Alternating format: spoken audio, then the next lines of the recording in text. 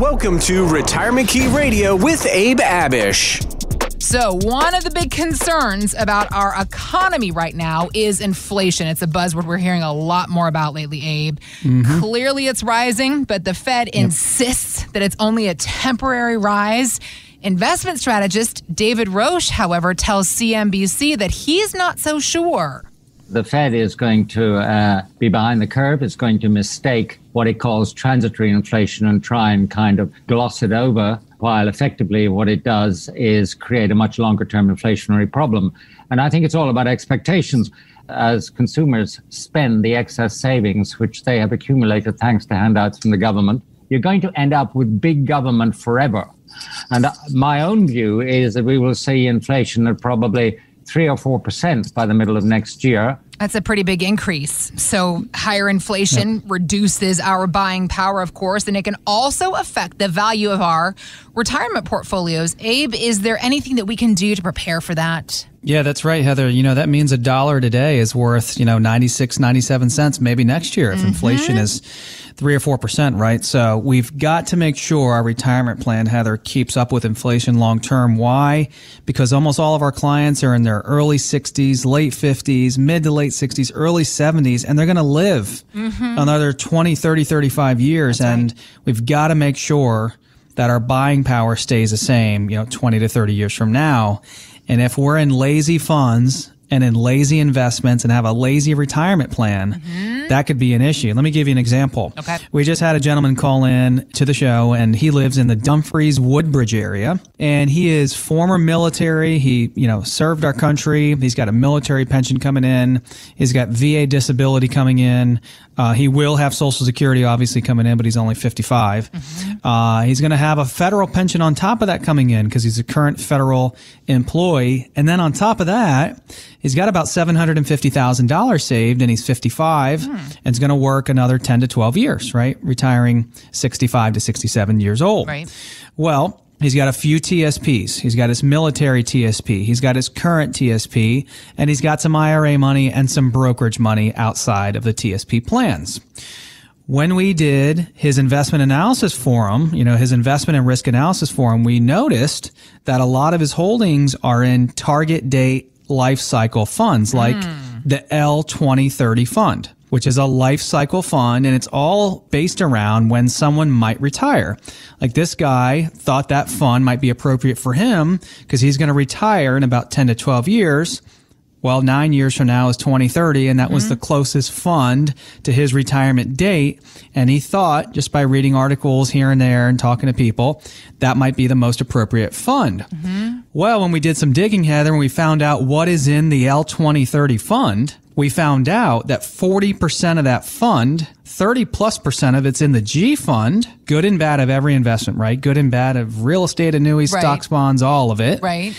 But the G fund, the quote unquote safest fund in the TSP, let's hope it doesn't lose any money, backed by government treasuries, but it's only paying, earning, yielding 1.6% right now. Ouch. If you just heard the gentleman in the clip talking about inflation, he thinks inflation is going to be 3 to 4%. Typically inflation is in between 2 to 3% long term, but with all the printing of all this extra money and everything, that's why people are talking about inflation a lot more lately. Got it. We think inflation could be an issue, at least in the near term. Well, if you're only earning 1.6, Heather, and inflation is 3 or 4, we might have a problem, right, in terms of inflation. So, we feel like these target date funds and life cycle funds, they're lazy because all they focus on is a date out into the future.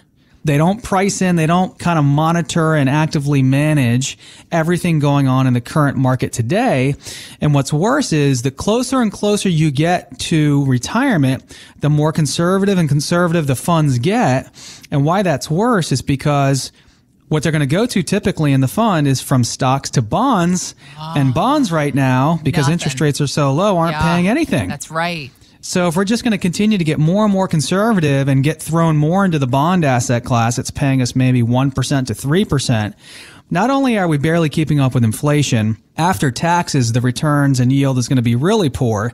And then if you're only generating 1 to 3% on a large portion of your portfolio, man, we could have some problems. We're just not earning near enough. So that's an example of how just getting an investment analysis and risk analysis on your current holdings, whether it be in the TSP, a 401k you have, IRAs or brokerage accounts that you have, just getting an analysis done could be really a game changer for you, right? Because you don't know what you don't know. That's you don't right. know how good the funds and portfolio are that you have. You don't know That's how right. bad they are.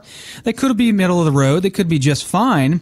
But typically what we can do for our clients, Heather, is not only help them to increase the returns on the upside, but to do that with less risk at the same time. Got it. And what we like to do for our clients, Heather, and our prospective clients is prove to them that we can put them in a better position than they are in today by maximizing what they built, leveraging what they built, doing this all with less risk and less fees, less costs and expenses. You know, you said a very interesting word there a minute ago. You were talking about this guy's, quote, lazy money. And I find it ironic that folks who come to you or having these conversations with you, they're anything but lazy. These are hardworking people. He served in our military, for goodness sakes. Yeah, and that's isn't right. it ironic? All this money we've worked so hard to save is actually not working as well for us as we would like it to. And that's exactly like you were pointing out, the whole point of having this analysis done on our portfolios and everything that we've saved. And Abe and the team can do that. They can look at where all of your money is, determine the risks that you might not realize you're taking with the money that you've saved and worked so hard for your retirement years, and put it to task and perhaps find better options for you and your money for the years ahead. You can always visit us online to learn more at retirementkeyradio.com.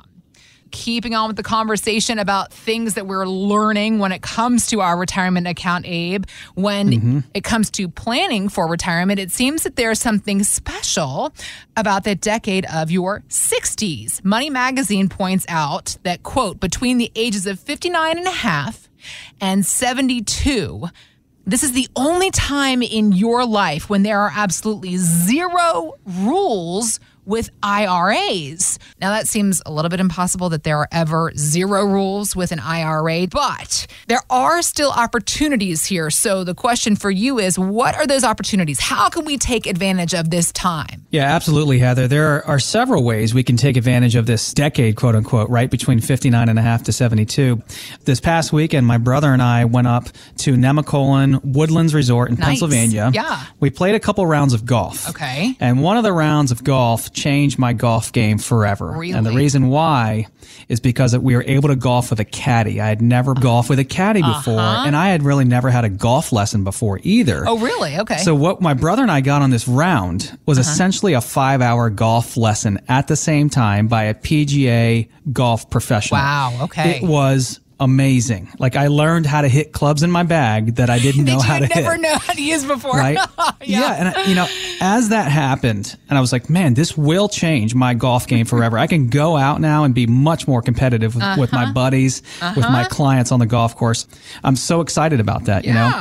And I was thinking about that as it relates to retirement planning. And if you don't know all of the rules to the game, which, how could you, right? Because we as professionals can barely keep up with it. You know, the changing laws are all the time. I mean, tax laws are changing right now as we speak. So if you don't know all the rules to the game, you don't know what you don't know. All we hear out there a lot is growth on your investments, rate of return, and what are you earning on your investments? The focus of conversation is accumulation and growth, like all the time, right? Most people that call into the show want to know, how can I turn all this growth into income for retirement?